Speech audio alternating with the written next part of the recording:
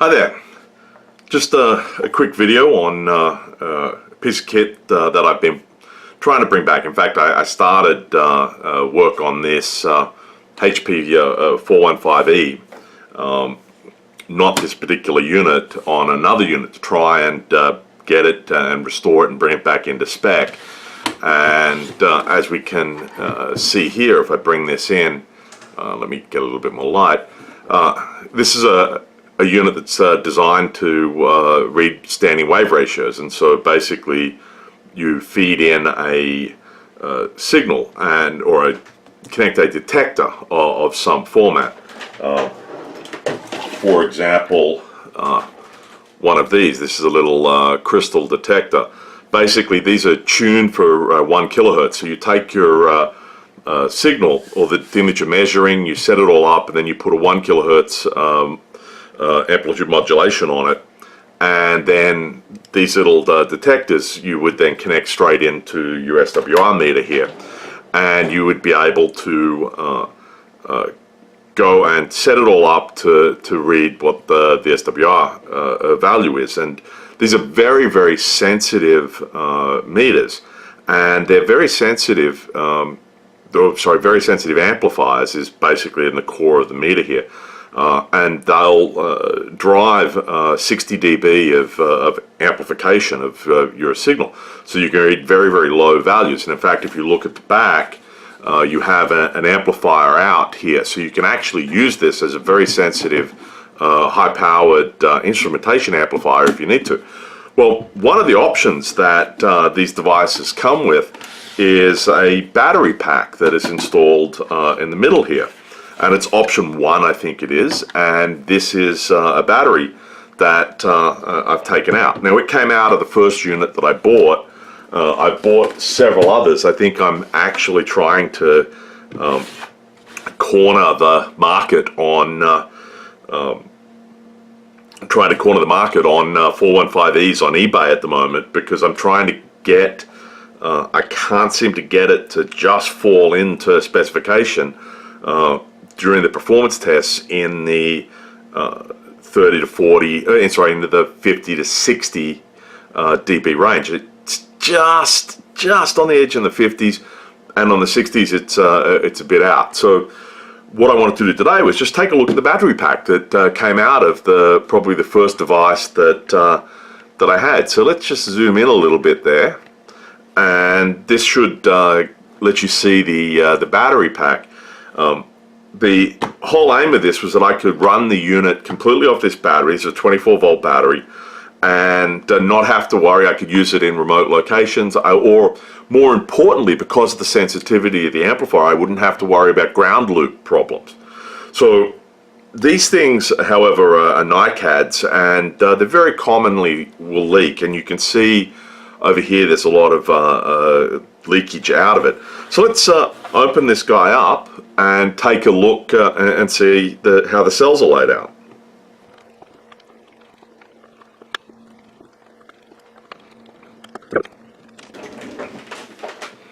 Okay, drop one of the screws on the floor there. Okay, this is the cell constructor. This is fairly standard sort of for this type of multi-cell item. There's 1, 2, 3, 4, 5, 6, 7 times 3, 21. There's no cell there, so there are 20 cells, and it's, as we saw originally, it's a 24-volt battery. So they're probably 1.2 volts each, which will give us the 24 volts. Nickel metal hydride, nickel cadmium batteries, and you can see where they've leaked and come out. These are sub-C size, I think, and so you could take these out of the cells. You would have to cut each of the little binding items, because on the back they'll be bound out. So I'm assuming the original construction, they took the plastic items here, then they added the cells into them, then they glued the plastic items. And it looks like, if you can see here, there's each of these 2 cell items is oh no, they have a 2-cell here, and then they have a 1, 2, 3, 4, 5 cell. So they must have been using this plastic for some other type of system as well, because there's 5, 5, 5, and then 2, 2, 1 in some other batteries for commonality to save some money.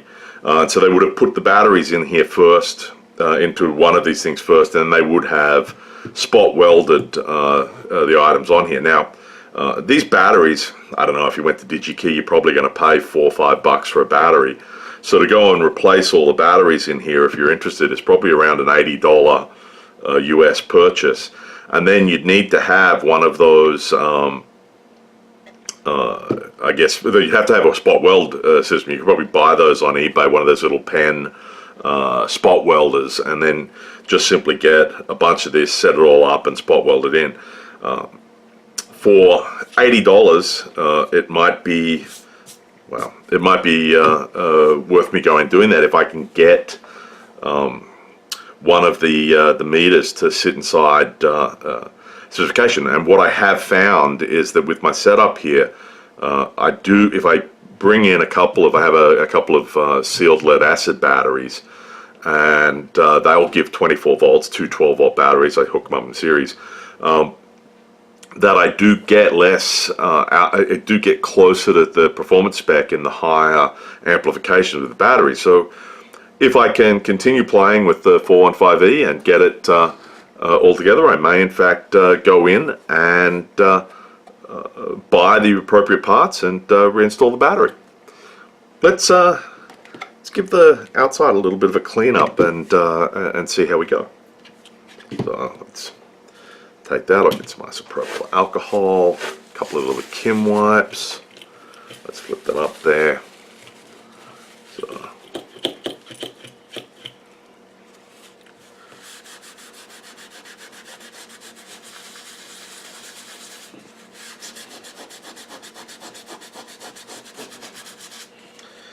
yeah, it looks like the acid has gotten in and etched the plastic completely, because that's really not coming off there at all.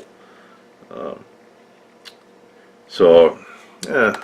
Oh well, I'll give it a little bit of a clean up, and then who knows, I may keep it for a while and rebuild it, or send it out, put it on eBay, see if anybody that may be interested in restoring one of these things to absolute factory spec would be interested. Anyway, I hope you found that interesting. Catch you later. Bye.